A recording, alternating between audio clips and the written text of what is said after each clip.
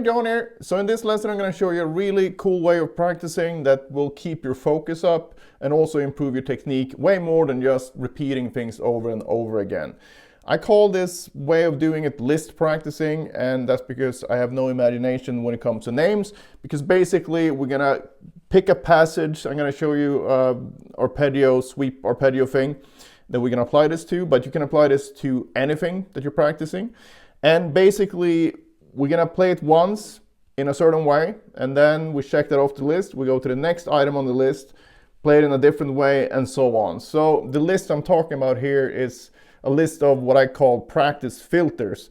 And what a practice filter is, again, it's just a made-up name really, but it's basically whatever I'm practicing, I'm going to filter that through a certain way of practicing. So it can be a rhythmic variation, it can be accents, can be a specific thing with the transition time, all kinds of things. So the list will change depending on the day, my mood, whatever I think that the passage I'm working on is actually going to need. So in this one, I don't want to go overboard here, so I'm just going to do a few things. I'm going to do the transition time, which is moving as quickly as possible while retaining a slow tempo, and I have a video specifically about that I'm going to link to in the description. Second thing is going to be accents, and again I have a separate video on that. Again, you can find that in the description. And the third thing is going to be rhythmic variations, and I also have a video on that if you want to dive deeper. But before you go checking those videos out, just view this one first, and you might get the idea of them anyway, but if you want to dive deeper into those particular practice techniques, you can do that via the links in the description. All right, we're going to apply this to this 3-string sweep arpeggio thing. We're going to go between A minor and E major, so the 1 minor to the 5 major chord, very like the standard progression in classical music basically. So I'm going to play through the whole thing slowly now, and then I'm going to apply the practice technique so you can see what I'm talking about. But like I said, if you want the tabs, you can check out the Patreon if you can't figure it out here. And the whole point of this though is to apply this actual concept to things that you are practicing at the moment.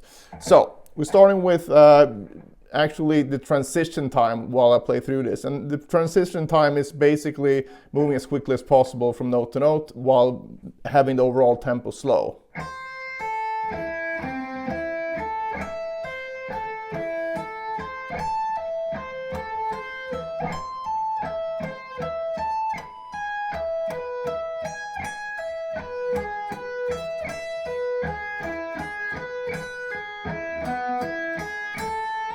So that's the idea. And then the second thing on my list is going to be 6 things basically, because I'm going to go through 1, 2, 3, 4, 5, 6 notes in each of these arpeggios, and we're going to accent each one in turn. So we're going to accent the first note of each arpeggio. So 1, 2, 3, 4, 5, 6. 1, 2, 3, 4, 5, 6.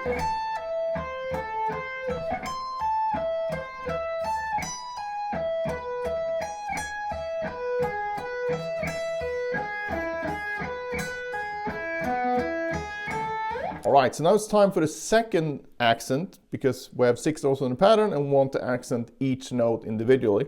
So now it's going to be on the pull-off, and obviously it's going to be hard to accent that really hard, but you shouldn't do that anyway. You don't want to have an accent that's going to change your technique. So when I did the first accent, I didn't go anything like this. It's almost more like a mental accent, meaning that I focus more on that particular note, because the purpose of these accents as well is, one, to slow me down a bit so I'm keeping everything under control, but also really listening for each note, because it can be easy to simply not really listen to all of the notes that you're playing, especially when you have a rhythmic pattern that sort of automatically accents certain notes. If I would do this in regular triplets, 1, 2, 3, 1, 2, 3, 1, 2, 3, 1, 2, 3, you would hear this note and this note a bit louder automatically because they fall on the strong part of the beat.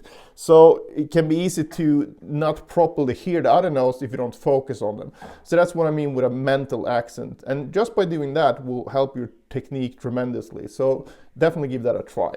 All right, so the second note here. And as you can see, I'm not using a metronome here because you know, depending on what note I'm accenting, I might want to go slower, and some I can do faster, and so on. So the second note, 1, 2, 3, 4, 5, 6, 1, 2, 3, 4, 5, 6, 1, 2, 3, 4, 5, 6.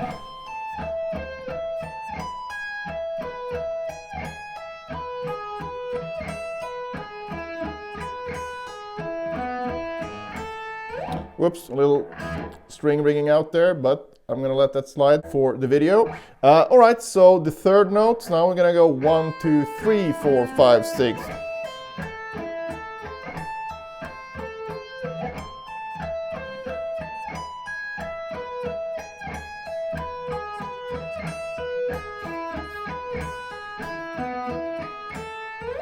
Now we're gonna do the fourth.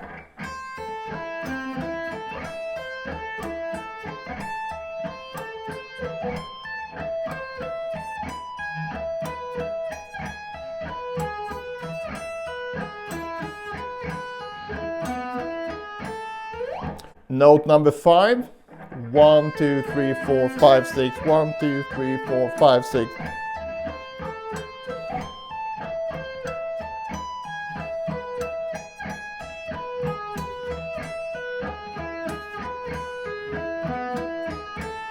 And finally the sixth note, so 1, 2, 3, 4, 5, 6, 1, 2, 3, 4, 5, 6.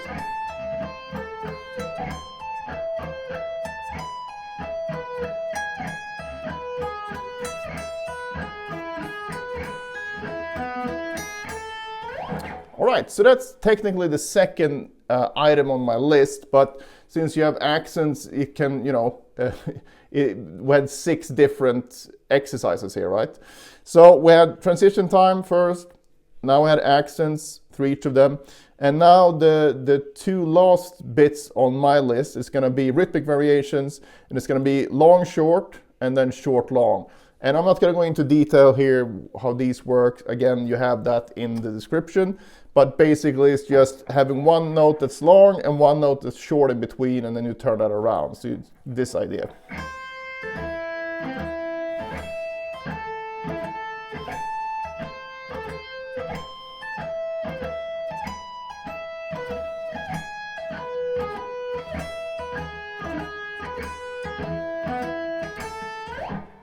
Then we turn it around, so you get long, short. Whoops.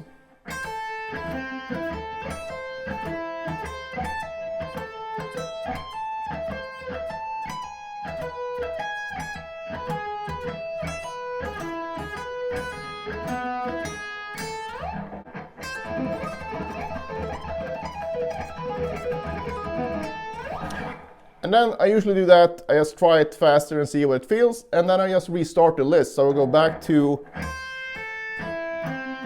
the transition time, do that again, do all the accents, do long, short, and short, long. And the whole short, long, and long, short is basically dotted rhythms, where if you do it in 16th notes, it will be 1, 2, 3, 4, 1, 2, 3, 4, 1. But we want to make them sharper than that, so that's why you have a long note, and then as short a note as possible, well, not as possible necessarily, but as fast as you can get it without making any mistakes. And this is kind of a variation on the speed burst practice. So when I'm doing this, half of the notes are at a way faster tempo. And then if I get through that, great. Then I do it again and turn the whole thing around. And that might be trickier or might be easier depending on the passage. And if you can do both, you basically prove to yourself that you can play all the transitions from note to note at that higher tempo, which when you try it faster afterwards, you will find that it actually feels much easier. So these rhythmic variations are really important in your technique practice as well. But as you can see, it's still a huge focus on accuracy here. So I wouldn't go through the rhythmic variations in a sloppy way, right? You might make mistakes when you do the rhythmic variations, but then you don't move on to the next one until you solve that problem. So the rhythmic variations are also a really good way to find, like, you know, a tricky shift or whatever it might be. So the whole point of this list is to get through it accurately. Otherwise, there's really no point in doing it. So don't get frustrated if you find that, accenting the third note was really difficult. Just slow it down then, right? So it's very important that you get that mindset right when you do this.